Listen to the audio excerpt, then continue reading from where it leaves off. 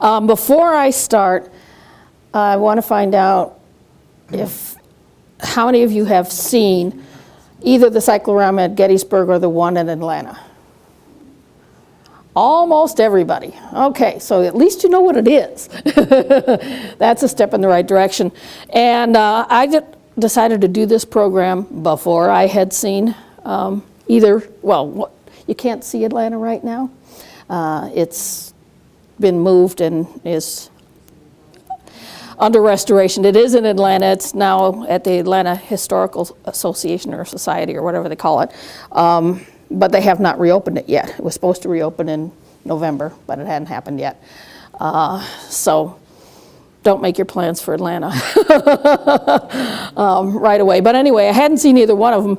But what fascinates me about the Cycloramas is, and the reason I wanted to do this program is what made them so popular at the time that they were popular. What was it about what was going on in 20 years after the Civil War had ended that made these depictions of the great battles so universally popular around the country. So that was the idea that I started with when I was looking to do a program.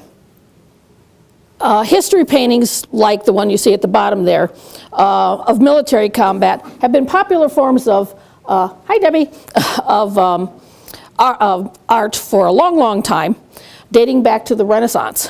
And the goal of history, or military history paintings, was to promote a sense of national identity.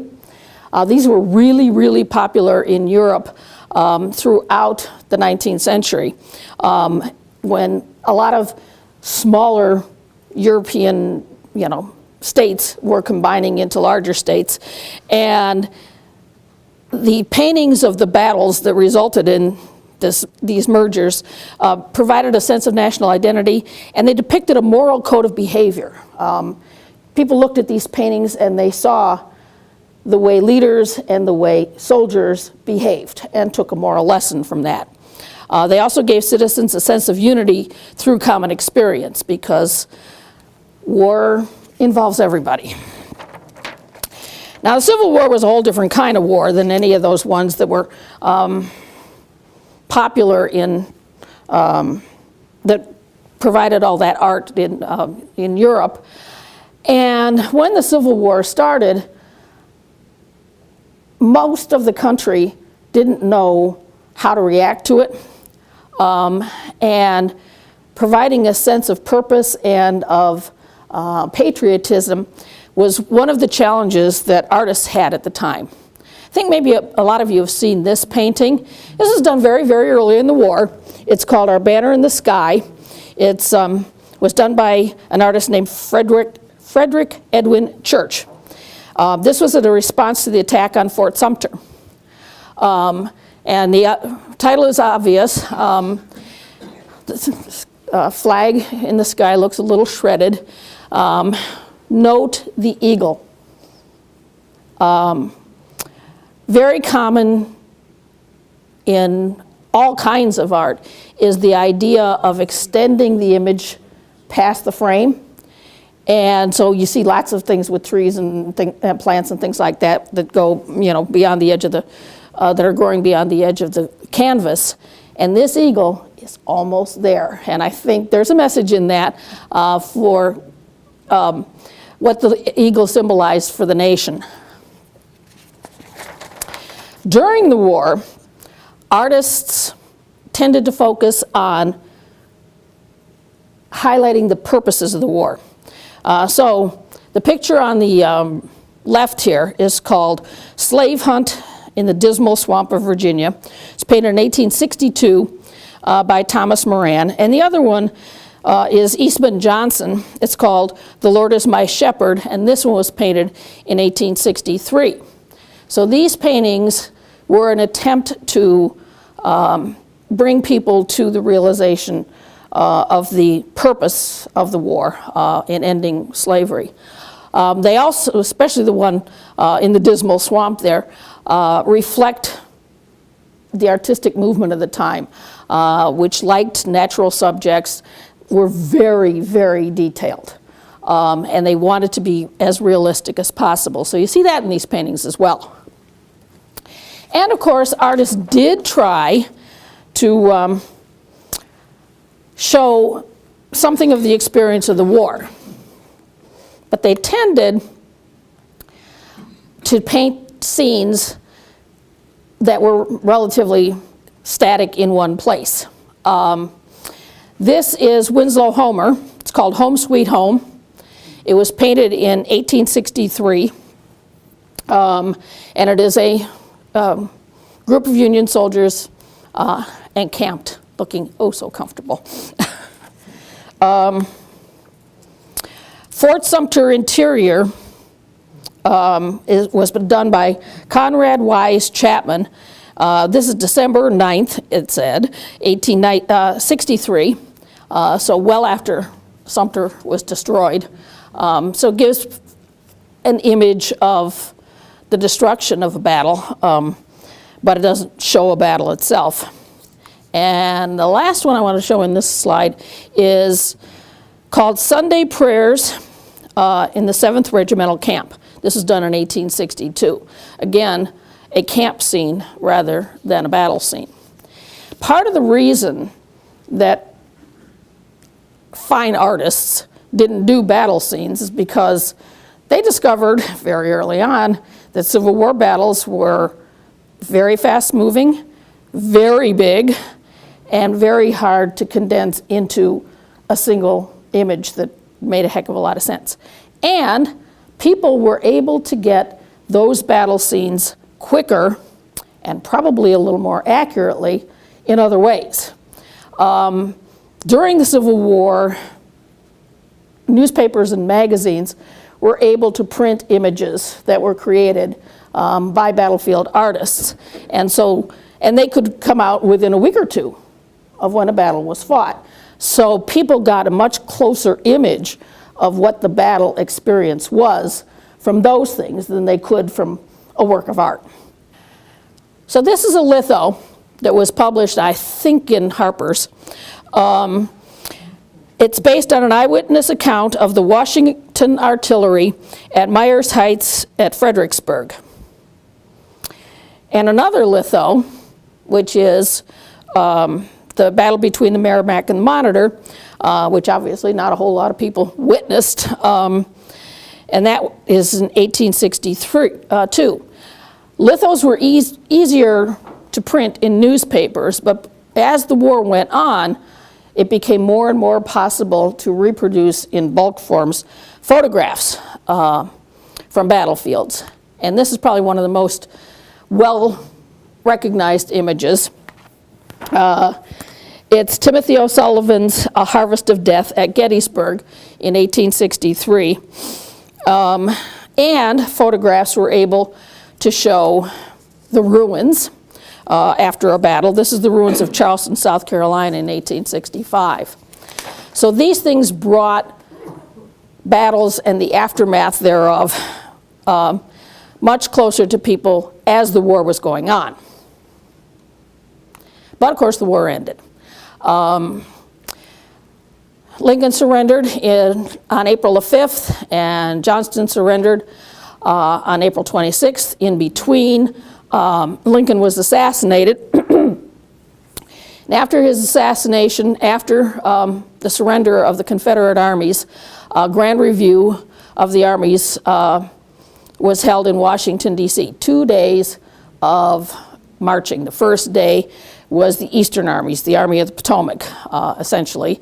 And the second day was the Western armies, who had just marched up from North Carolina. So they were probably really thrilled to do this military parade for all the dignitaries. They probably wanted to go home. And this is what everybody hoped home would be. This is Winslow Homer, a veteran in a new field, painted in 1865. In the lower right of this, among the sheaves of wheat, you can see this guy's blue jacket and canteen. So he's identifiable as a Union veteran. back in his fields cutting wheat. You will notice that he looks young, he looks healthy, he has all his limbs, he is able to cut wheat in his own field. This is what everybody hoped the aftermath of the war would be. This isn't what it was for most veterans. Not all of them had a place to go back to. A lot of them went back with serious illnesses and injuries. A lot of them went back with memories that never left them. So it wasn't this bucolic kind of scene that this painting kind of hopes for. But of course, most of the veterans came back in groups to the town that they had left. They had all served together because almost all units in the Civil War were recruited together and served together throughout the war. So these people were neighbors before, they were neighbors after. They had all experienced the same thing, and they needed to be able to process their feelings through veterans organizations. So the organizations of veterans began very, very quickly and started small with, the local veterans from our town. Very quickly they joined, and by the way, that those folks down in the lower left are a Kansas group of veterans. Very quickly they organized the Grand Army of the Republic, which was the first and for a long time the largest veterans organization ever. And the Grand Army of the Republic brought all of these groups together and really worked hard to secure veterans benefits for folks who had served. People wanted their sacrifices, their activities during the war to be recognized, so they very quickly started writing histories of their particular regiments and units, and these were very, very carefully done based on the Army archives. And sometimes people would write personal reminiscences of the war, like the private chapter of the war in the center there. That's in our library. The man who wrote this wrote about his experiences in Atlanta during the battle there, and he gave Garfield a copy of the book, so that one's on the shelves in the Memorial Library. Eventually, as the years went by, they started having reunions for Civil War veterans, and they would all get together to, remember their war experiences, and eventually they had battlefield reunions, which included soldiers from both sides. That's a Gettysburg reunion there on the bottom right. But the artists kept romanticizing. The picture on the left here is called The Surrender of the Confederate Soldiers, painted in 1873. Seems to me there are several ways to read this painting. He is surrendering, but he does not look defeated. And the people who surround him, the woman and the black young man, I'm not sure exactly what the artist is trying to tell us here, but it is a very interesting and very detailed painting. And another thing we ought to think about how to read it is Eastman Johnson, The Girl I Left Behind Me. This is painted in 1872, by which time the girl he left behind didn't look anything like that.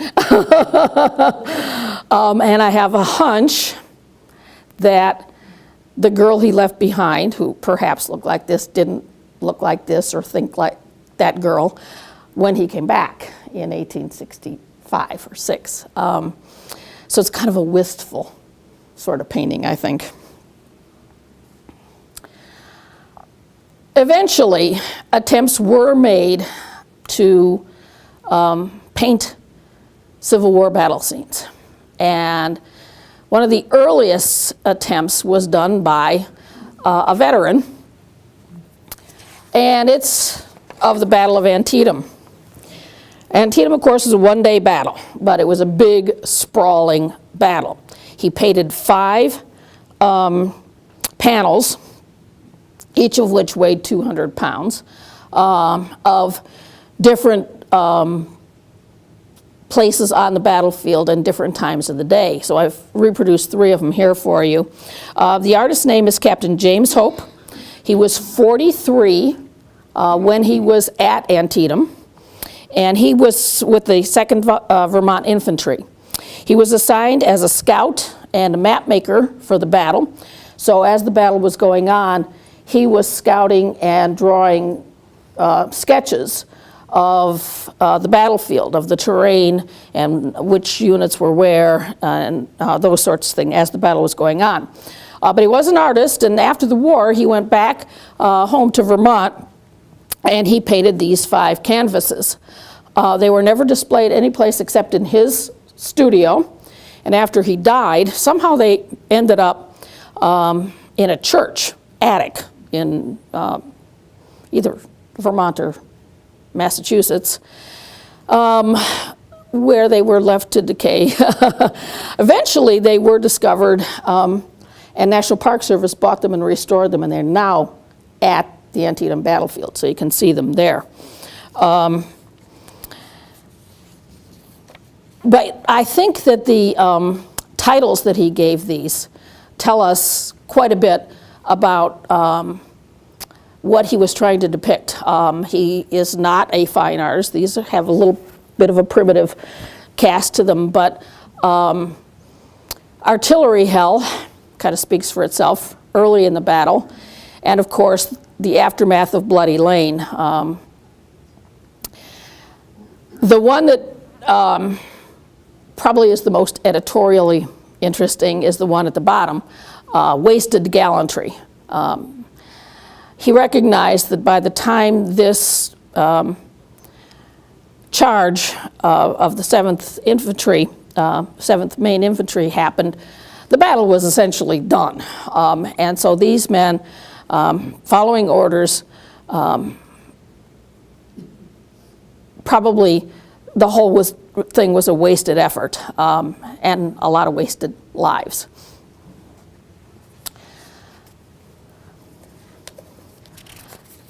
So this depiction didn't have great exposure to the whole country, but the next one I'm going to show you certainly did. This is James Walker's Gettysburg Repulse of Longstreet's Assault, it was called. July 3rd, 1863. This painting was 6 years in the making. And it was commissioned by Civil War historian John Badger Batchelder, and he owned it. He paid Walker for it, and he toured it around the country for a very long time. This thing is huge, 24 feet long, and I can't remember exactly how much they said it weighed. But it is supposed to represent the 3rd day of the Battle of Gettysburg, and Pickett's charge. It's definitely gloomy. But I'm not sure how accurate a depiction of the battle it could be because of its frame. On the other hand, there's this. This is a view of essentially the same area in the Gettysburg Cyclorama. So now you see why the Cycloramas worked, because they could depict the battle in a way that no flat painting could. They could depict it in ways that brought people who were looking at it into the battle space in a way that no flat painting could. So it's hugely different kind of experience looking at this. So it made a whole lot of sense to create cycloramas of the major battles of the Civil War. But there are, of course, some issues with that. One, cycloramas are big. and they're complicated, and they're expensive, but they could provide a more immersive experience than any other depiction of a battlefield. And most importantly, cycloramas were proven money makers. So people, a couple different companies started making cycloramas in order to make money. When I'm talking about complicated, I want you to look at these two pictures. The first one I put up there is Batchelder's isometric, he called it. It shows the terrain of the Gettysburg battlefield, or at least one section of it. That's the kind of information that was used by the artists when they created it. Then they did sketches, like the second piece, that's from the Atlanta cyclorama, of the battlefield itself, the buildings, and you notice the grids that are on the picture there. The artists would go to the battlefield, decide what they were going to create, do these sketches, and then mark them off into grids so that then they could be blown up into the final really, really big painting. And in addition to the painting, you have to have a building to put it in. So all over the country, buildings were built specifically to house these battle cycloramas that were being produced.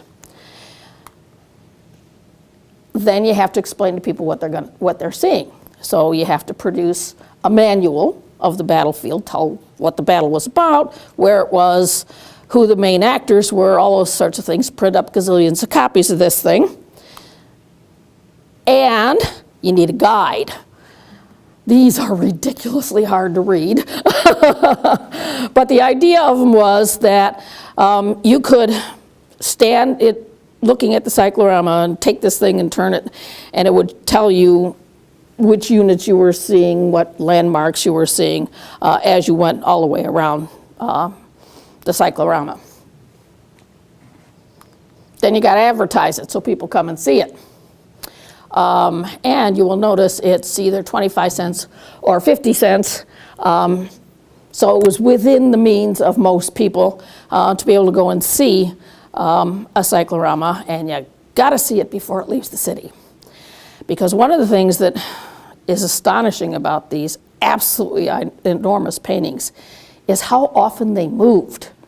They didn't stay in one theater for huge long periods of time. They moved all across the country in different cities, and later on in temporary structures that they built for them, like at state fairs and things like that. So they moved a lot during their lifetimes. How did they move them? Were they rolled? Yeah.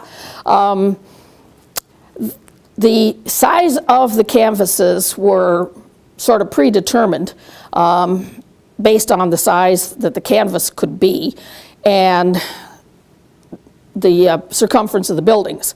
So that was sort of standardized so that you could, move a painting from one facility to another. They're all going to be the same size. And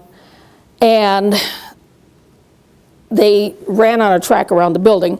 And when they were installed and then when they were taken down, they had like spools that were literally the height of the painting, and they would roll the whole thing up on this giant spool, put it in a crate, put it on a giant railroad car, and move it.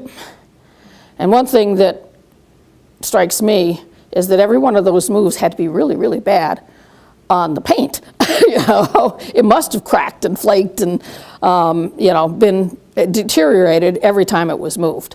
And of course the canvas would stretch and relax. And, yeah. Anyway, want to build a building? This is a cyclorama building called a rotunda. It was specifically designed in size and shape to exhibit a cyclorama painting. The panoramic painting was about 400 feet in circumference. And it weighed about 6 tons. It was about 50 feet high. So yeah, moving it was quite an endeavor. The cycloramas were generally lit during the daytime by skylights that ran around the roof of the building. And then they had gas light and later on electric light to light them up at night. Most interesting to me, the viewing platform in the center of the room was 15 to 20 feet away from the canvas. And the canvas was hung from a railing at the top, but it was not anchored at the bottom. It just hung, and it was weighted. And because of the way it was weighted and the way the canvas was woven, that created a bow in the center of the canvas. So when you're standing there on the platform looking at it, the center of the canvas is bowing toward you, about a foot closer to you than the top or the bottom of the canvas are.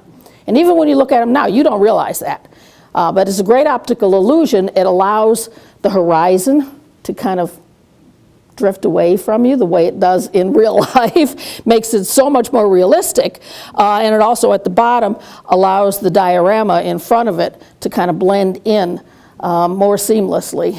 And then the center of the action, which is, you know, at your eye level essentially, is a little bit closer to you.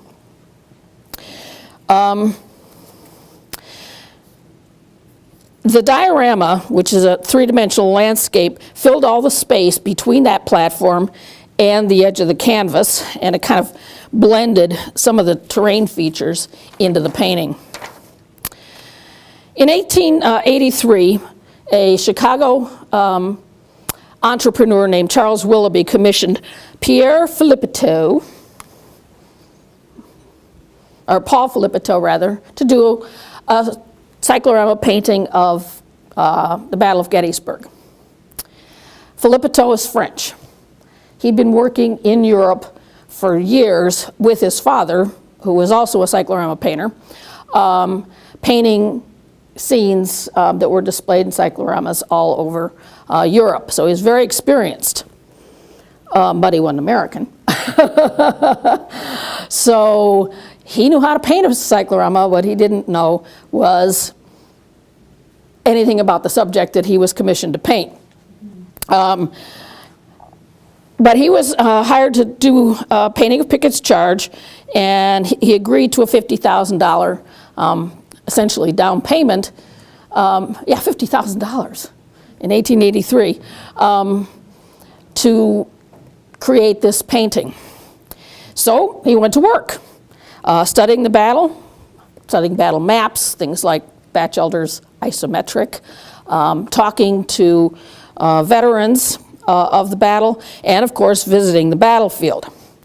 So he found battlefield guide William Holdsworth, who was already making money, taking people around the Gettysburg battlefield and showing them all the important sites there. And they decided on the point, the focal point of the painting on Cemetery Ridge. And then he hired William Tipton, who was a photographer, to take pictures of the entire battlefield from that focal point. So they built a tower there that brought Tipton to the same height that the viewers would see the cyclorama. So he's like 40 feet above the ground. And he took pictures all the way around of what he saw on the battlefield. This is one of his pictures of the famous copse of trees and the wall just a little bit before the angle. And this is the same scene as Filippetto painted it.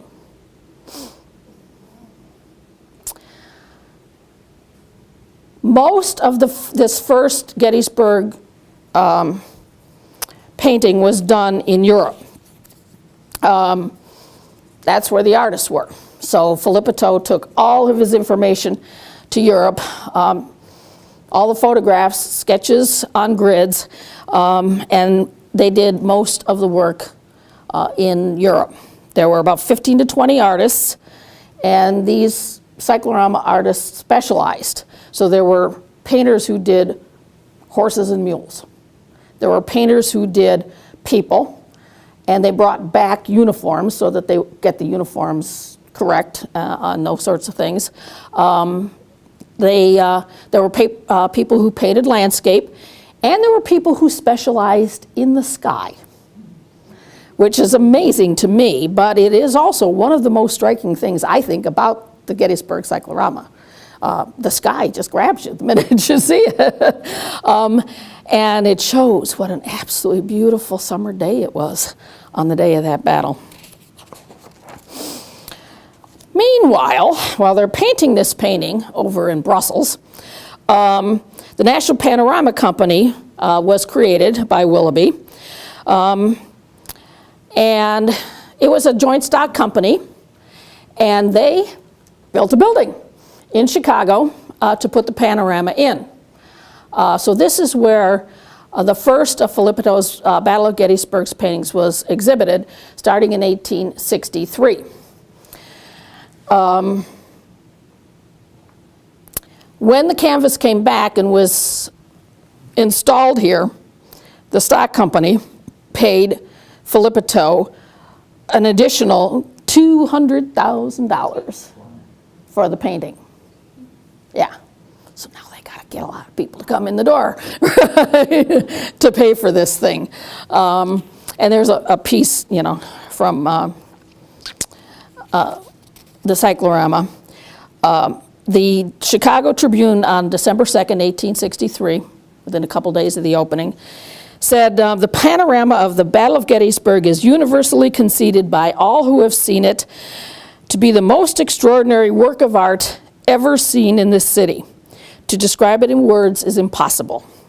It must be seen in order to have any idea of its striking, realistic effect. Filippo created 4 versions of the Gettysburg Cyclorama. Same battle, same focal point, but 4 different versions.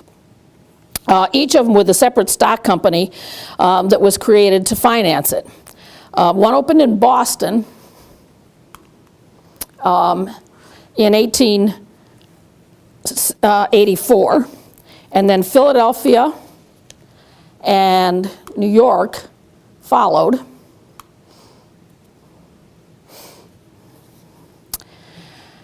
The Philadelphia version went to Cincinnati after just a year in Philadelphia. And the Philadelphia and New York versions were painted in the United States. Filippo decided after creating 2 in Europe that this was getting very difficult and more expensive than it needed to be, so they built a studio, same shape, same size, out on Long Island where the last 2, the New York and Philadelphia paintings were done. The one in New York started out in Brooklyn, but went to Manhattan the next year. So, as you can see, from the very beginning, they're moving around. Before we move on, I will tell you that the Battle of Gettysburg Cyclorama that we've all seen, the one that's at Gettysburg today, is the Boston painting. And none of the rest of them exist. Here's a little piece of the battlefield. This is Arnold's Battery A, 1st Rhode Island Light Artillery. And the cannon in the foreground is part of the diorama in front of it. And I want to put this picture up while I read something that will give you an idea of the way the Gettysburg Cyclorama was perceived by people who had been there. This was written by General John Gibson, who was a division commander of the Union Army 2nd Corps, shortly after he visited the Cyclorama in Chicago in 1884.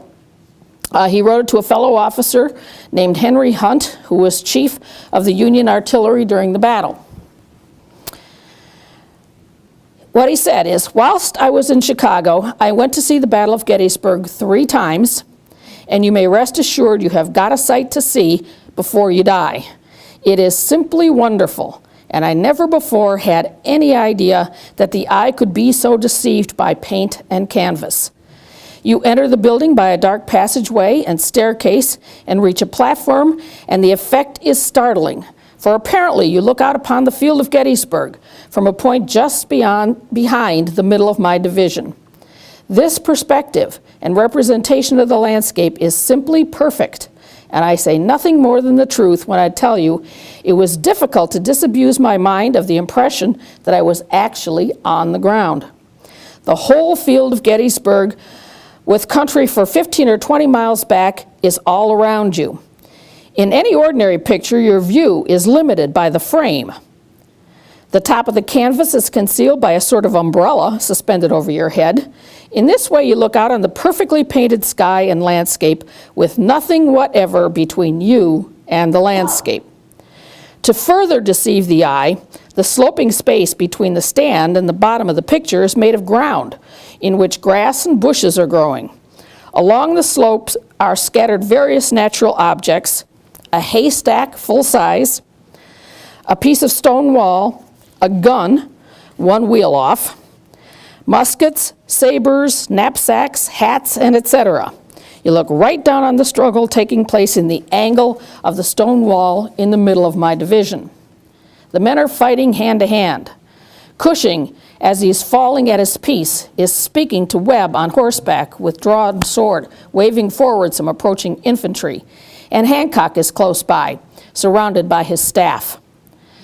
A battery of artillery is coming up at a gallop, and close by you are on an iron gray. The scene is a very spirited one, but not as true to fact as I would like. And I do not exactly like the way the artist has handled the military part of the picture. The attacking force is massed and larger than it was, extending too far to my left. And instead of representing the left of my division coming up in the flank of the assaulting party, they came up in the rear.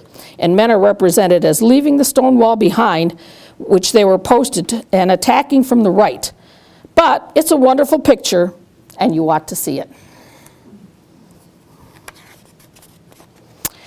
Of course, anybody who was at the battle had a different remembrance of what the battle exactly was.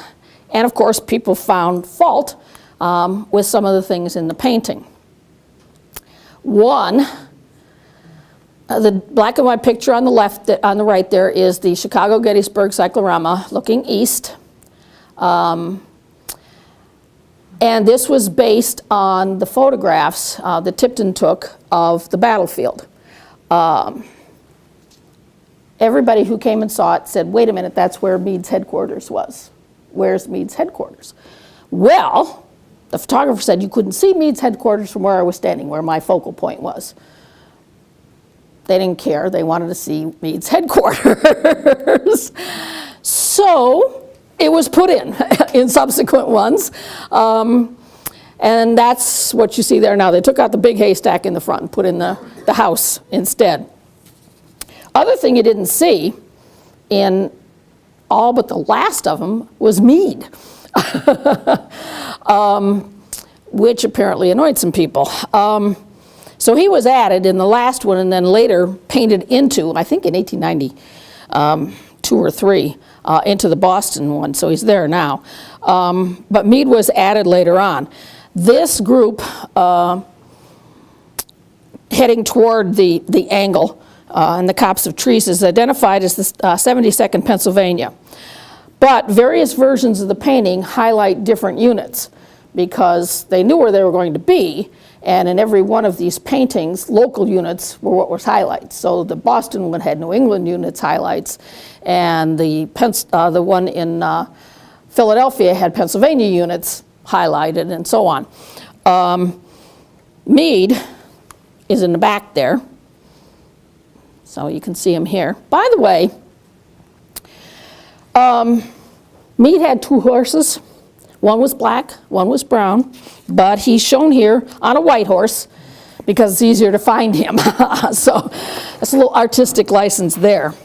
Another thing that everybody objected to fairly quickly was General Armistead, Confederate General Armistead, who was shown in the first 2 paintings on horseback. And then it was corrected in the Philadelphia and New York versions because as they charged, Armistead was actually on foot. And there's lots of depictions of him that were done later on showing him, surrounded by his men, charging up the hill with his hat on the tip of his saber and waving them on.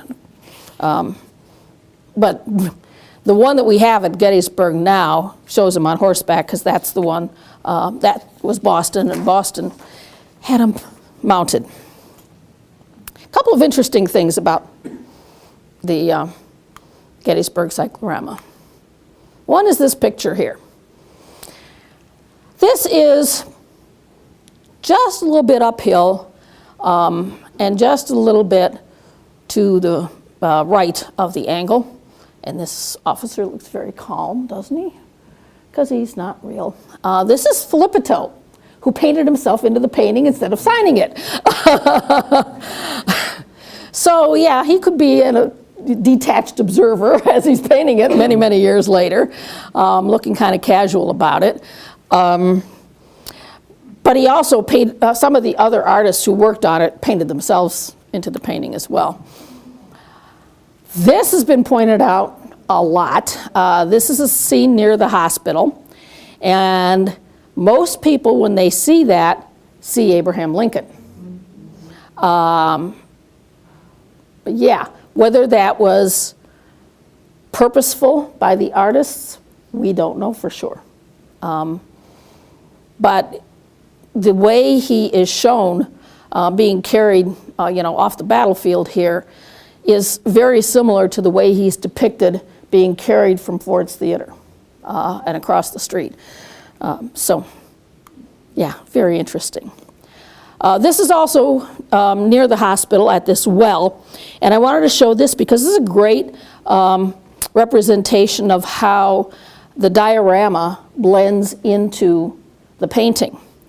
In this picture, the man at the well, the back two stanchions of the tripod, and the back part of the rock wall of the well are part of the painting.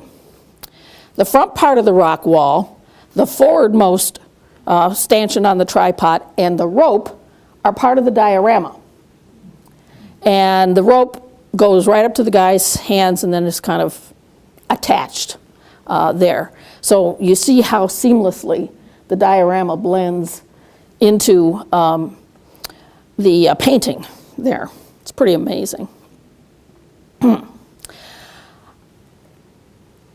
Both the dioramas that still exist, or the cycloramas that still exist, and probably most of the others, they show a lot of courage, they show a lot of carnage, they show a lot of explosions and bodies on the ground. What they don't show is a lot of blood. You see, next to Filippo, that guy's got a bandage on his head, a little bit of blood on that. But you don't see catastrophic injuries. You see wounded men, but you don't see the kind of carnage that you would have actually seen on the battlefield. And I'm sure that the reason for that is that they were considering their audience, which was going to be not just the men who were there, who probably didn't want to remember anyway, but their families and their children and people who had never experienced battlefield. So it is a little bit sanitized. Well, we all know, or maybe not, that Gettysburg wasn't the only battle there was, and the Gettysburg Cycloramas were not the only cycloramas created. Almost immediately after the first of the Gettysburg Cycloramas was commissioned, another Chicago entrepreneur, a guy named William Weiner, established the American Panorama Company in 1883.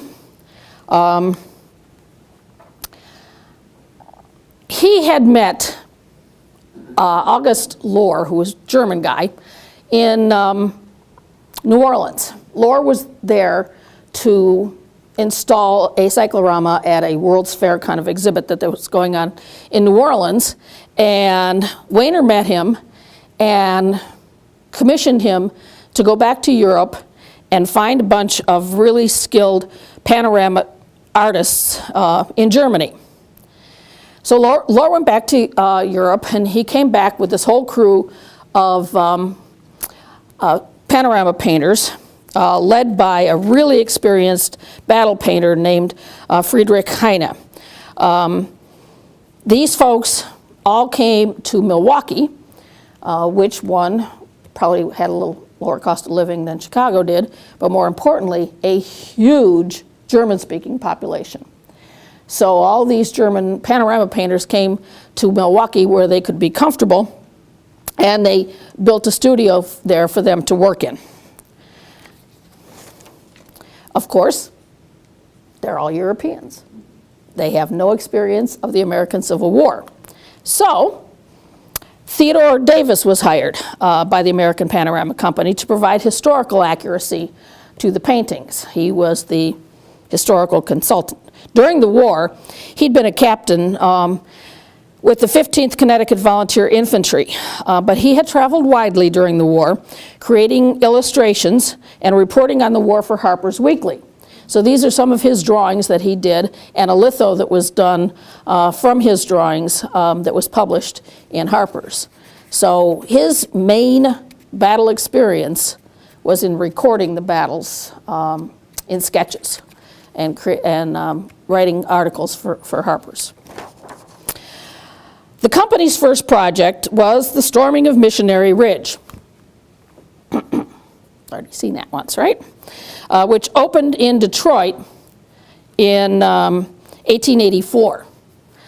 And American Panorama Company's cycloramas tended to focus on the Western theater of the war, which was probably natural because most of the audience in Illinois, Indiana, Michigan, Wisconsin, Iowa, fought in the Western theater of the war. So these were battles that they knew.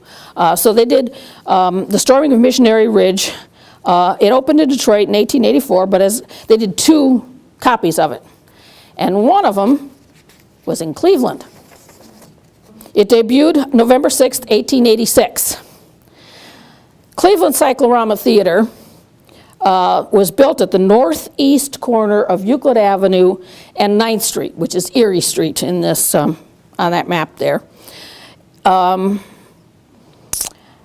We don't know exactly how long Missionary Ridge was there, but we know by 1890 it had been replaced by another American Panorama Company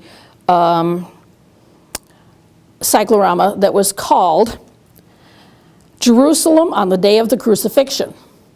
So battlefields were not the only thing that the company did.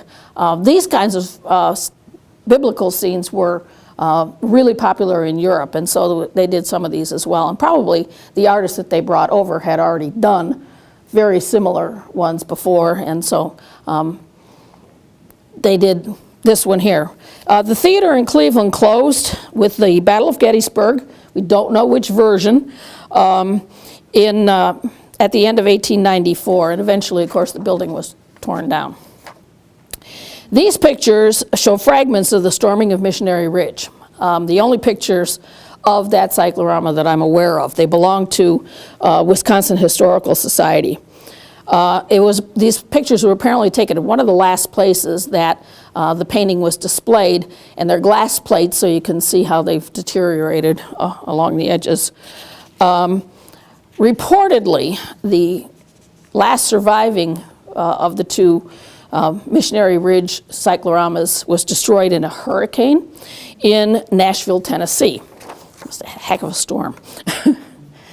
American Panorama Company's second major project was the Battle of Atlanta. Legend has it that the subject was the choice of a patron, General John Logan, who assumed command of the Army of the Tennessee after James McPherson was killed on the battlefield. Logan was by now a senator from Illinois, and he was seen as a possible presidential candidate in 1888. And the story is that he sponsored the creation of the Battle of Atlanta sort of as a campaign thing. Don't know that for sure. In the summer of 1885, the Milwaukee Artists went to Atlanta to research the battlefield for this painting. And they talked to veterans, both North and South. The trench lines were still visible at that point, so they could see where most of the action had taken place. They brought Theodore Davis with them, the Harper's illustrator, and he'd been there at the Battle of Atlanta, so he could add some technical expertise along those lines. They were able to see, of course, the rail line, which is kind of the focal point of the painting, near a red brick house. Now, the red brick house looks very impressive here, and looks very impressive in the final piece, but it was gone. It was destroyed, either during or right after the battle. So it is placed closer to the railroad tracks, which were the focal point, than the actual house was. When the Atlanta Cyclorama opened in Detroit in February of 1887, it was titled Logan's Great Battle.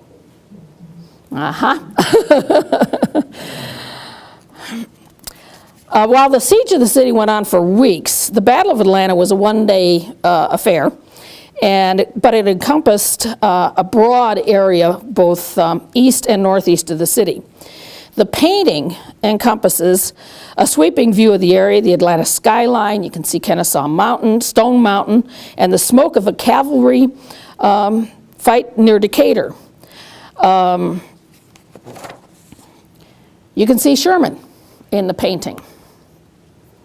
See the guy on horseback with the puff of artillery smoke behind him? Very convenient.